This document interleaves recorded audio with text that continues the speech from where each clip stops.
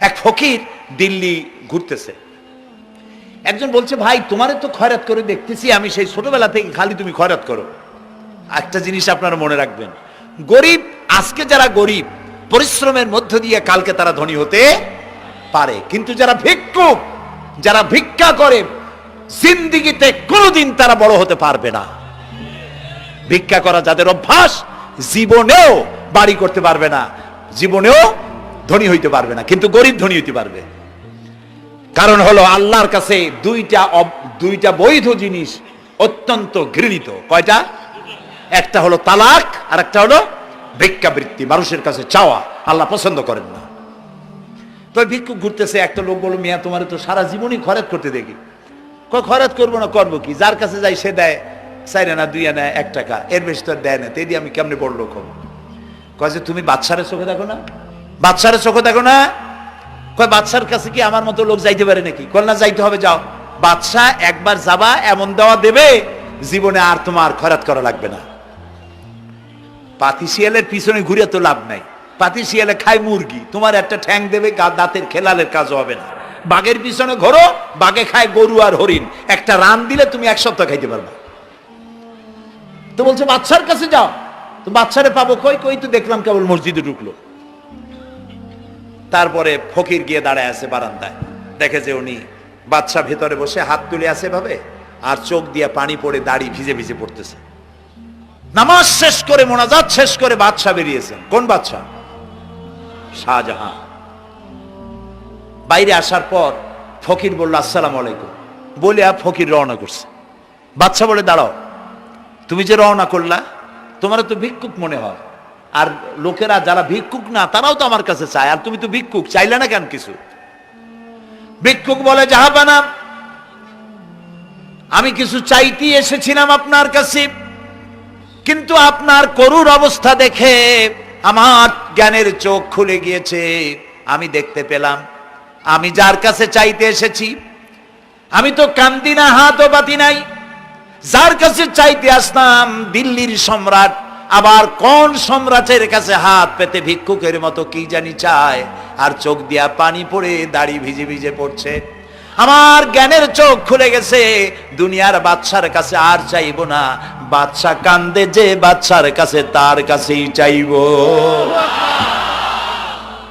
প্রিয় ভাই সব, এই জন্যে জিহ্ন সাফ করে ফেলুন। দুনিয়ার কোন মানুষের জন্য, মানুষের কাছে নয়, কোন কবরে নয়, কোন কারো কাছে নয়, আল্লাহ তাআলার কাছেই আমরা নামাজের মধ্যে ঘোষণা করেছি, ইয়াকা না'বুদু ওয়া ইয়াকা নাস্তাঈন। আল্লাহ তাআলা, তোমার একমাত্র ইবাদত করি, তোমার কাছেই সাহায্য চাই। কাজেই সাহায্য আল্লাহর কাছে। কার কাছে চাইবো বলেন? আল্লাহ আমাদের ঈমান পোক্ত করে দিন। আমরা বলি আমিন, আমরা বলি আমিন। অসুখ বিসুখ হইলে পরে ধৈর্য ধরবেন। অনেক মানুষ আছে জ্বর হইলে কয় যে এত নামাজ পড়ি খালি জ্বর আমারই হয়, এত রোজা রাখি, ভালো ভালো কাম করি, আমার ছেলের অসুখ মোটে সারি না। এই জাতীয় কথা বলবেন না। মুমিনের পায়ে যদি কাঁটাও ফোটে, সওয়াব থেকে খালি নাই। ধৈর্য ধরতে হবে। কাঁটা ফুটছে, বলেন ইন্না লিল্লাহ। আজাবান লিল মুমিন, মুমিনের জন্য বড়ই আশ্চর্য ব্যাপার, বিপদ হইলেও শুকর আদায় করে, আর সুখে থাকলেও শুকর আদায় করে। সুবহানাল্লাহ বিহামদি। বিপদ আসলে সে বলে ইন্না লিল্লাহি, বলেন ইন্না লিল্লাহি ওয়া ইন্না ইলাইহি রাজিউন। আর যখন শান্তি আসে বলে আলহামদুলিল্লাহ। দুই অবস্থায় তার জন্য নিয়ামত আল্লাহর তরফ থেকে সে পায়, আলহামদুলিল্লাহ। প্রিয় ভাই সব, তো আল্লাহর উপর ঈমান আনার জন্য কয়টা শর্ত বলছি না? এই যে প্যাচ লেগে গেছে, কয় যে 3টা। আল্লাহর উপর ঈমান আনার জন্য শর্ত কয়টা? 4টা। 4টার বলছি কয়টা? 2টা। আরেকটা হচ্ছে আল্লাহর কুদরত, এ বিশ্বাস করা। আল্লাহর কুদরত মানে শক্তি। আল্লাহর কিছু বিশ্বাস করবেন, বলেন জোরে? শক্তি। আকাশ এবং জমিনে শক্তিশালী কে? কিন্তু আমার দেশের জনগণ, কিছু কিছু রাজনীতিবিদরা বলে জনগণই নাকি সকল ক্ষমতার, সকল শক্তির উৎস। কি পাগল! তুমি ক্ষমতার উৎস? নাকের মধ্যে ময়লা, দাঁতে ছাতা, পেটের মধ্যে দুর্গন্ধ ভরা, ক্ষমতার উৎস। আশ্চর্য কথা, এই যে ক্ষমতার উৎস, হাজার হাজার লোক এখানে বসা, দুইটা ভাউয়া ব্যাংক যদি দুই কোণা দিয়ে ঢোকে, ভাউয়া ব্যাংক চেনেন? বিগ সাইজের ব্যাংক, দুইটা যদি দুই দিক দিয়ে ঢোকে লাফাইতে লাফাইতে, সামনে যারা আছে এমনি লাফাবে। অন্তত টঙ্গী তামিরুল মিল্লাত মাদ্রাসা ছাড়াইয়া তারপরে ফিরে তাকায় বলবে, ভাই আমরা দৌড়াই কেন? ব্যাংকের সামনে অসহায়, বল্লা ভীমরুলের সামনে অসহায়, সাপের সামনে বিচ্ছুর সামনে অসহায়, তারা কয় সকল ক্ষমতার উৎস জনগণ। কপাল পোড়া, ক্ষমতার উৎস জনগণ নয়। এটা কোরআনের সাথে কন্ট্রাডিকশন হয় এ কথায়। আল্লাহ বলেছেন আন্নাল কুওয়াতা লিল্লাহি জামিয়া, সকল ক্ষমতার উৎস কে? চিল্লায় বলো ক্ষমতা কি দেখছেন? মাত্র 1.5 মিনিট। কয় মিনিট? মাত্র 1.5 মিনিট। আল্লাহ বলেছেন কোন? সাথে সাথে তামিলনাড়ু, মালয়েশিয়া, ইন্দোনেশিয়া, থাইল্যান্ড, মালদ্বীপ, শ্রীলঙ্কা, 2 লক্ষ লোক শেষ, 1 লক্ষের খোঁজ নাই। সমুদ্রের পানি 33 ফিট উঁচু হয়ে এসছে। সুবহানাল্লাহ কইতে ইচ্ছে করে না? বিজ্ঞানীরা বলেছেন ভারত মহাসাগরের তলদেশে ফাটল ধরেছে, ওর কয়েক কিলোমিটার নিচে ভূমিকম্পের উৎপত্তি হয়েছে। ভারত মহাসাগরের পানি 3 হাত না 4 হাত, কত কিলোমিটার আল্লাহ জানে। এই কয়েক কিলোমিটার নিচে যে মাটি, সেই মাটিরও কয়েক কিলোমিটার নিচে ভূমিকম্পের উৎপত্তি। এখান থেকে ভূমির কম্পন হয়েছে, সেই ভূমিকম্পে সমস্ত মহাসাগরের মধ্যে, ভারত মহাসাগরের মধ্যে জলকম্পন শুরু হয়েছে। পানির কম্পন, মাটির কম্পন একসাথে 4 তলা পরিমাণ উঁচু হয়ে পানি চলে আসছে। বাড়ি গাড়ি সব কিছু খড় কুটার ন্যায় সব উড়িয়ে দিয়েছে। এগুলোর কপাল পোড়া নাস্তিক যেগুলি, তারা বলে প্রাকৃতিক দুর্যোগ। ওর বাপের মাথা। আচ্ছা, প্রাকৃতিক দুর্যোগ, প্রকৃতি কি? কোন জন্তুর নাম? প্রকৃতি কোন জন্তু জানোয়ারের নাম? প্রকৃতি নিজে চলে না কেউ তাকে চালায়? কে চালায়? কপাল পোড়ারা তা বোঝে না। বিশ্ববিদ্যালয়ের শিক্ষক হয়েছে তো, আল্লাহ দিয়ে আসি কোথায়? তবে সব খারাপ না, ভালো আছে আলহামদুলিল্লাহ। কিছু আছে কপাল পোড়া, বিশেষ করে শান্তিনিকেতনে যারা পড়াশোনা করে আসে, সাহিত্য চর্চা করে, এই সাহিত্য চর্চা করতে করতে এক পর্যায়ে কপাল পুড়ে যায়, আল্লাহরে চিনতে পারে না। সব চেনে, আল্লাহরে চেনে না। আল্লাহ এখন চিনাইতেছে ভালো করিয়া। প্রিয় ভাই সব, কওমে আদ, কওমে সামুদ, এগুলিকে আল্লাহ তারা ধ্বংস করেছেন। কিয়ামতের আগে এই যে 7টা আকাশ, এই আকাশ সম্পর্কে অবিশ্বাসীরা তারা বলেছে আকাশ বলতে কিছুই নাই, এটা নাকি অনেক দূরে, তাই নীলা নীলে দেখা যায়। কি কপাল পোড়া চিন্তা করে, নীলা নীলা দেখা যায়।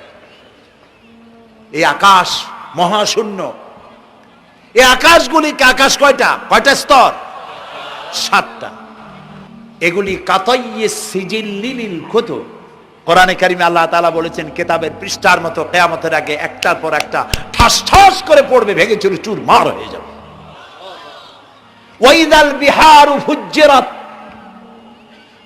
আল্লাহ তাআলা বলছেন ইদাস সামাউ ফাতারাত ওয়াইদাল কাওয়াকিবু ইনতাসারাত ওয়াইদাল বিহারু ফুজ্জিরাত। আকাশের তারকাসমূহ বিক্ষিপ্ত হয়ে পড়বে। অসংখ্য তারকারাজি, বিশাল বিশাল তারকা বিক্ষিপ্ত হয়ে পড়বে। চন্দ্র সূর্য একটার সাথে আরেকটা ধাক্কা লেগে চাঁদ আর সূর্য আলো হারিয়ে ফেলবে, একাকার হয়ে যাবে। পাহাড়গুলো উঁচু করে আল্লাহ তাআলা জমিনের উপরে আছাড় মারবেন, কালিহিনিল মানফুস, তুলার মতো উড়ে চলে যাবে। সুবহানাল্লাহ বলবা না? কত বড় শক্তি আল্লাহ পাকের। ওয়াইদাল বিহারু ফুজ্জিরাত, সমুদ্র সমূহ বিদীর্ণ হয়ে যাবে। সমুদ্রে যত পানি আছে সমস্ত পানিগুলি নিঃশোষিত হয়ে যাবে মাটির তলায়, এবং সেখানে অগ্নুৎপত্তি হবে। কোরআনে কারিম আল্লাহ বলে দিয়েছেন গোটা সমুদ্রগুলিতে আগুন জ্বলতে থাকবে। এগুলি কিয়ামতের আলামত। আল্লাহ পাকের অফুরন্ত মেহেরবানি। এই যে কানের কাছ দিয়া গুলিটা চলে গেছে, কানে লাগে নাই, বাড়ির কাছ থেকে কিয়ামত হয়ে গেল, বাংলাদেশে আল্লাহ বাঁচাই দিলেন। সুবহানাল্লাহ বলো, আলহামদুলিল্লাহ বলেন। আমাদের প্রতিবেশী দেশগুলিতে যেভাবে আঘাত লাগছে, ওর 1000 ভাগের 1 ভাগের আঘাত কয়েক সেকেন্ড যদি বাংলাদেশে হতো, আমাদের সব অপরিকল্পিত শহর, রাজুক পারমিশন দিয়েছে 3 তলার, করা হয়েছে 7 তলা। এইভাবে অপরিকল্পিত যত বিল্ডিং আছে এগুলি পচা সিমেন্ট দিয়ে, পচা ইট দিয়ে তৈরি করা হয়েছে। 2-3 সেকেন্ডের ভূমিকম্প যথেষ্ট এই শহর লন্ডভন্ড করে দেওয়ার। অসংখ্য মানুষ মারা যাবে, অসংখ্য বাড়ি ঘর শেষ হয়ে যাবে। এদেরকে রেস্কিউ করার মতো মডার্ন ইকুইপমেন্টসও গভর্নমেন্টের কাছে নাই। এই জন্য আল্লাহর কাছে সেজদা দিয়া গুনার তওবা করতে হবে, আল্লাহ আমাদের মাফ করে দাও, আমার এই গরিব দেশটাকে কিয়ামত পর্যন্ত এই গজব থেকে বাঁচাও। প্রিয় ভাই সব, আল্লাহ তাআলার ক্ষমতার ওয়াজ আমি আজ করতে পারবো না, অনেক লম্বা হয়ে যাবে, কারণ আমাকে 3টা পুঁজির কথা তো কমসে কম বলতেই হবে, অল্প করে হলেও। শুনবেন তো? আল্লাহ তৌফিক দিক, বলেন আমিন। আল্লাহ তাআলার ক্ষমতায় বিশ্বাস করা, তার প্রচন্ড ক্ষমতা, যা খুশি তাই বলেন করতে পারেন। মরাকে জিন্দাকে মারতে পারেন, মরুভূমিতে ফুল ফুটাতে পারেন। সুবহানাল্লাহ, যা খুশি তাই করতে পারেন। এই শক্তি সহকারে আল্লাহকে বিশ্বাস করতে হবে। 4 নম্বরে আল্লাহর হুকুম এবং হাকাম, আদেশ নিষেধ। আমি আল্লাহরে বিশ্বাস করি, এই কথার কোনো দাম নাই যদি তার আদেশ না মানি। এই কথার কোনো দাম নাই যদি তার নিষেধকে আমি আমার জীবনে প্রত্যাহার না করে চলতে পারি। মুসলমান বলে দাবি করার কোনো মূল্য নেই। একদিকে নামাজ পড়ি, আর একদিকে ওজনে কম দেয়, খাদ্যে ভেজাল দেয়, বেপরদা করি, মিথ্যা কথা বলা হয়, ওজনে কম দেয়, খাদ্যে ভেজাল দেয়, জমিনের আইল ঠালে আমানতের খেয়ানত করে, আল্লাহর হুকুম মানা হলো না, রসুলের আদেশ মানা হলো না।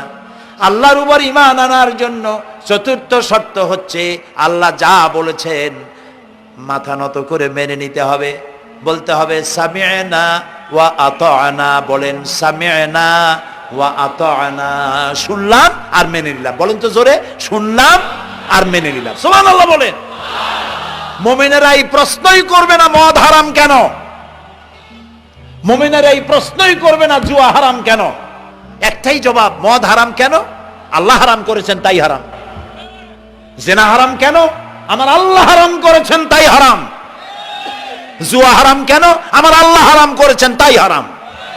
কোন যুক্তি নাই। যুক্তির, আল্লাহর নিষিদ্ধ জিনিসে যুক্তি তালাশ করে কেবলমাত্র শয়তান। আল্লাহর আদেশ নিষেধে যুক্তি তালাশ করে কে? শয়তান। মুমিনের কাজ হলো সামি'না, বলেন, ওয়া আতা'না, শুনলাম আর মানলাম, বাস, শেষ কথা, খালাস। এই গেল 4টি শর্ত পুরো হয়ে গেল। এই 4টি শর্ত যদি পূরণ করতে পারি তাহলে আল্লাহরে বিশ্বাস করছি এটা প্রমাণিত হবে, এটা জাস্টিফাই হবে, এটা সত্যতা প্রমাণ হবে যদি আল্লাহর হুকুম মতো। 1 নম্বরে হলো, আমি আবার কথাটা প্যাকেট করে দিই যাতে করে আপনারা বাড়ি নিয়ে যাইতে পারেন। আল্লাহর উপরে ঈমান এনেছি, এই কথাটাকে কমপ্লিট করার জন্য শর্ত কয়টা? 4টা। 1 নম্বরে আল্লাহর অস্তিত্বে বিশ্বাস, বলেন আল্লাহর অস্তিত্বে বিশ্বাস। 2 নম্বরে আল্লাহর গুণাবলীতে বিশ্বাস। 3 নম্বরে আল্লাহর ক্ষমতায় বিশ্বাস। 4 নম্বরে আল্লাহর আদেশ এবং নিষেধে বিশ্বাস, মান্য করে চলা। আল্লাহ যেন এই তৌফিক আমাদের দেয়, বলেন আমিন। আল্লাহ রাব্বুল আলামিন দুনিয়ায় শান্তি, আখিরাতে জাহান্নাম থেকে মুক্তি দেওয়ার জন্য আল্লাহ পাক আমাদেরকে একটা ব্যবসার কথা বলেছেন। ওই ব্যবসায় পুঁজি কয়টা? বলেন। 3টা পুঁজি। বলছি কয়টা? দেখেন যে কেমনি প্যাঁচ লাগে। বলছি মাত্র একটা, সে একটা ডাল বার করছি 4টা। এবার আসেন মূল পয়েন্টে। এবার দ্বিতীয় পয়েন্ট, রসুলের প্রতি ঈমান। আমরা তো রসুলের প্রতি ঈমান আনছি কিনা বলেন? রসুলের প্রতি ঈমান এনেছি। আমাদের এই ঈমান যথেষ্ট নয়, কারণ আমাদের ঈমান হলো রবিউল আউয়াল মাসে ঈমান তাজা হয়, ঠিক না? ঠিক না? রবিউল আউয়াল মাস যখন আসি, ব্যানার টানাই, শামিয়ানা টানাই, রাস্তাগুলিতে ফ্ল্যাগ লাগাই আর আলোক সজ্জা করি। মন্ত্রীরা আসেন, নেতারা আসেন, সিরাতুন নবী মাহফিলে দাঁড়ায় বলেন নবীর আদর্শ অনুসরণ করা ছাড়া উপায় নাই। অথচ ওনার পা থেকে শুরু করে মাথা পর্যন্ত নবীর আদর্শ নাই। আবার এই নেতা রামকৃষ্ণ মিশনে, রামকৃষ্ণ পরমহংসদেব তার মঞ্চে গিয়ে বলেন রামকৃষ্ণের নীতির ছাড়া বিকল্প কিছুই নেই। আবার গৌতম বুদ্ধের জন্মবার্ষিকী উদযাপনের জন্য সেখানে গিয়ে বলেন গৌতম বুদ্ধের অহিংস নীতি অনুসরণ করা ছাড়া জাতির যোগীনাথ হওয়ার আর কোনো পথ নাই। যেখানে যায় সেই জায়গার গুলি ধরে। রবিউল আউয়াল মাস আসতে পারে, আলোকসজ্জা করে ইয়া নবী সালামু আলাইকা, ইয়া রাসূল সালামু আলাইকা।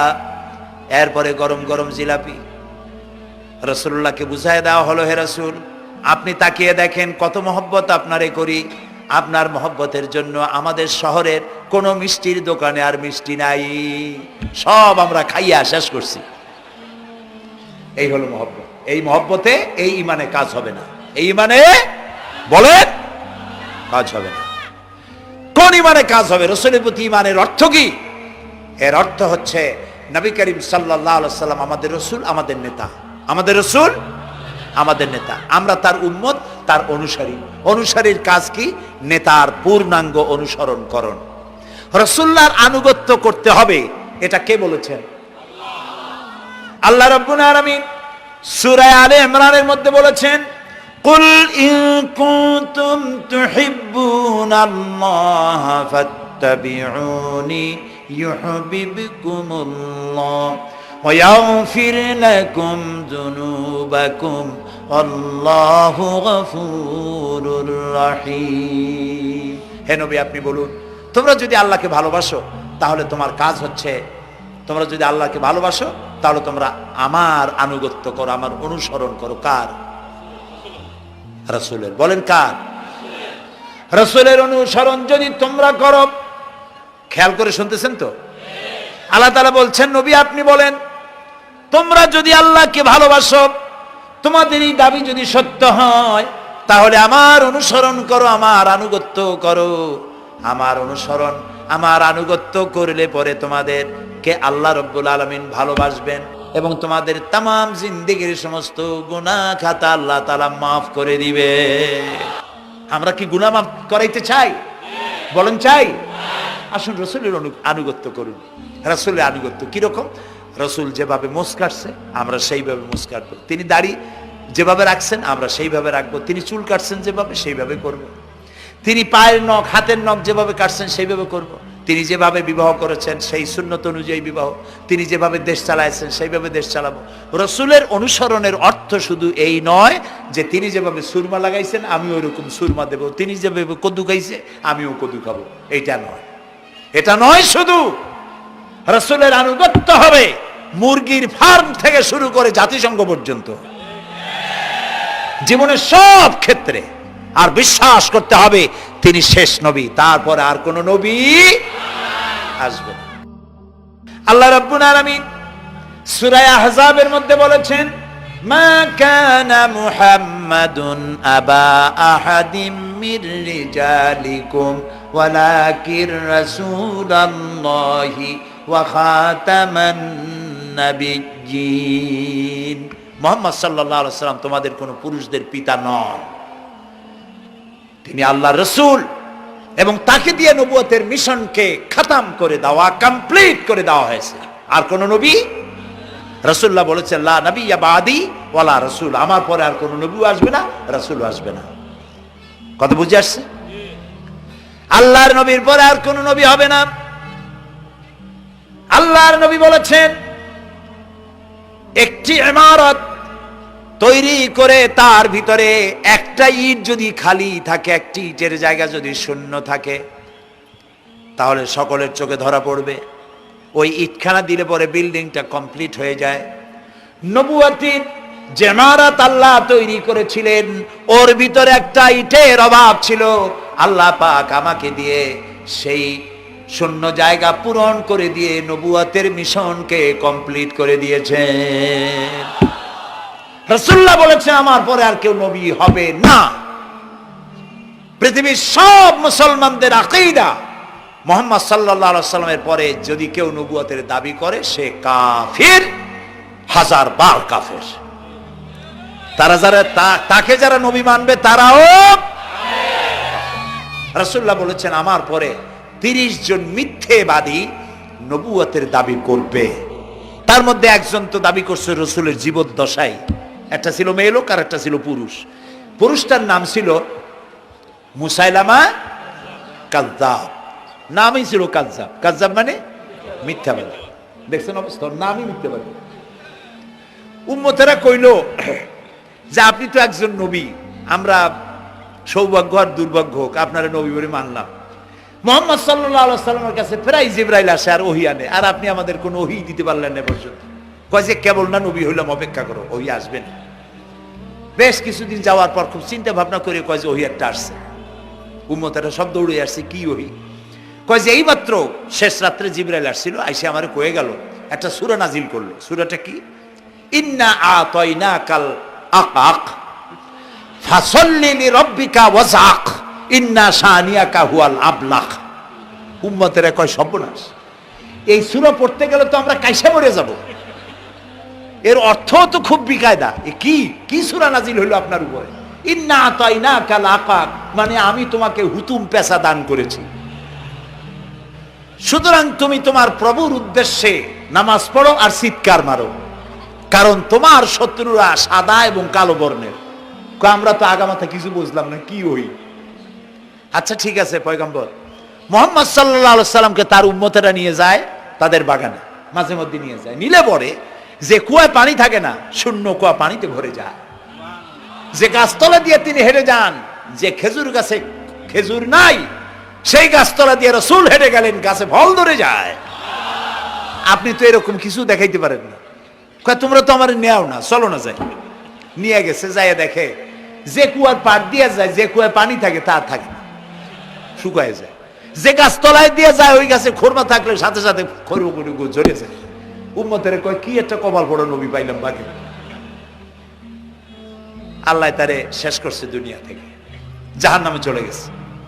সেই মহিলাটাও গেছে, সেও গেছে। রাসূলুল্লাহ বলেছেন এইরকম 30 জন মিথ্যাবাদী নবুয়তের দাবি করবে কিয়ামতের আগ পর্যন্ত। গোলাম আহমদ কাদিয়ানী, এ হলো ইতিহাসে আমরা যদ্য পাই তার পর্যন্ত 28 জন হয়েছে। মুহাম্মদ সাল্লাল্লাহু আলাইহি সাল্লামের ইন্তেকালের পর ওকে নিয়ে হয়েছে 28 জন। কয়জন হইল? বাকি আছে কয়জন? তাই বলে কিয়ামত যে এই 2 জন হইলি আগামী বছর বা 5-6 বছরের মধ্যে কিয়ামত হবে ওইটা চিন্তা করেন না। এই পৃথিবীতে একটা লোক আল্লাহ শব্দ উচ্চারণ করার যদি থাকে কিয়ামত সে পর্যন্ত হবে না। সুতরাং বহুত দেরি আছে কিয়ামতে। তবে ওর মতো আরো শয়তান 2 জন আসবে। গোলাম আহমদ কাদিয়ানী বলল আমি পয়গম্বর, আমি নবী, আমার উপরে ওহী আসে।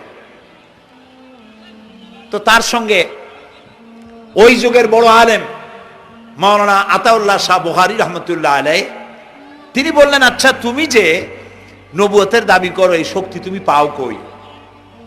কয় যে আমার শক্তি তো কোরআন, কোরআনের মধ্যেই আছে আমার কথা। কোথায়? কয় সূরা সফের মধ্যে আছে, ইয়াতি মিন বাদি ইসমুহু আহমদ।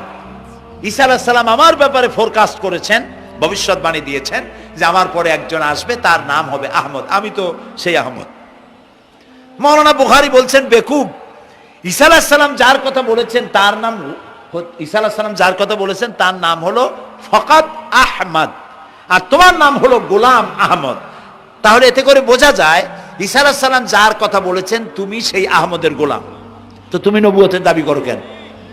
গোলাম আহমদ কয় যে হুজুর আমার নামের আগে গোলাম বৈশা একটু সমস্যা হয়েছে, ঠিক, তো গোলামটারে যদি বাদ দেই তাহলে তার আপনি আপত্তি করতে পারেন না আমি আহমদ থাকি আর আপনি আমার উম্মত হয়ে যান।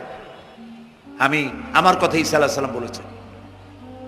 মাওলানা বুখারী বলছেন দেখো তোমার ফতোয়া অনুযায়ী তুমি বলছো নামের প্রথম অংশ বাদ দিয়া শেষের অংশ নিয়ে তোমার উপর ঈমান আনতে, তাহলে আমার নাম আতা আল্লাহ, তোমার ফতোয়া অনুযায়ী আমার নামের প্রথম অংশ বাদ দিলাম, আতা গেছে, থাকছে আল্লাহ। আর আল্লাহ হয়ে বলছি তোর মতো গাধারে আমি নবুয়ত দেই নেই। এরপর এই শয়তানের মৌত হলো কোথায় বলেন? কোথায়? পায়খানার ভিতরে। এই কাদিয়ানীরা, গোলাম মোহাম্মদ কাদিয়ানী কাফের, ওরে যারা নবী বলে মানে তারাও কাফের। প্রিয় ভাই সব, পৃথিবীর 48টি মুসলিম দেশ কাদিয়ানীদেরকে নন মুসলিম মাইনরিটি হিসেবে ঘোষণা দিয়েছে রাষ্ট্রীয়ভাবে। সৌদি গভর্নমেন্ট আইন পাশ করেছে কিয়ামত পর্যন্ত কাদিয়ানীরা মক্কা মদিনায় প্রবেশ করতে পারবে না। কাজী তাদের ব্যাপারে উচ্চবাচ্য কথা বলতে গিয়ে ব্যারিস্টার হন, আইনজীবী হন, যেই হন, খতমে নবুয়তের আন্দোলন যারা করে তাদের ব্যাপারে কথা বলতে গিয়ে মুখ সামনে কথা বলবেন। এদেশের মানুষ শহীদ হয়ে যাবে, কাদিয়ানীদেরকে বরদাস্ত করবে না। আমাদের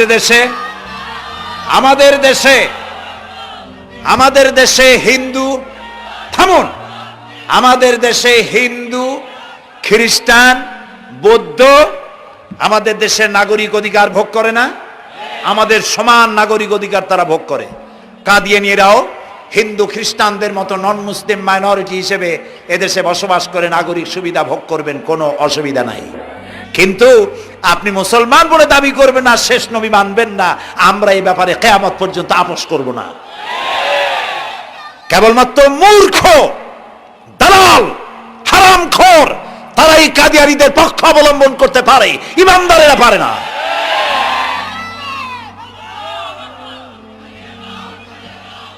কাদিয়ানীরা যে সব মসজিদ তৈরি করে, এগুলি মসজিদ নয়, এগুলি উপাসনালয়। হিন্দুদের মন্দিরকে যেভাবে আমরা সম্মান করি, ওদের উপাসনালয়কেও সম্মান করি। কিন্তু কাদিয়ানীরা যতদিন মুসলমান নামের পরিচয় দিতে থাকবেন, আমরা আমাদের অধিকার আদায়ের জন্য সুশৃঙ্খল ভাবে গণতান্ত্রিক পদ্ধতিতে আমরা এই অধিকার আদায়ের চেষ্টা করব। খতম নবুয়তের আন্দোলন কোনো রাজনৈতিক আন্দোলন নয়, এটি আমাদের ইমানের আন্দোলন। যারা আন্দোলন করতেছেন তারা আমাদের ফরজে কিফায়ার দায়িত্ব পালন করছেন। প্রিয় ভাই সব, রাসূলের প্রতি ঈমান আনতে হলে এরকম ঈমান আনতে হবে, তারপরে আর কোনো নবী আসবে না। তারপরে কথা হলো তাকে অনুসরণ করতে হবে পায়ের নখকাটা থেকে শুরু করে মাথার চুল পর্যন্ত, জীবনের সব ক্ষেত্রে রাসূলের অনুসরণ করতে হবে।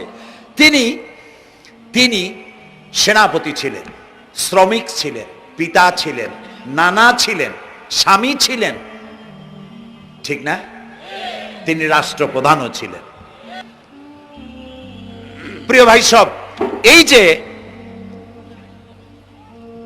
আল্লাহ রাব্বুল আলামিন মুসলমানদেরকে পৃথিবীর মধ্যে সবথেকে বেশি শান্তি প্রিয় করেছেন, কোন আলহামদুলিল্লাহ। তোমরা আমার মক্কা যাইয়া দেখো, মক্কা মদিনায় যাইয়া দেখো, আমাদের কেউ সন্ত্রাসী মক্কা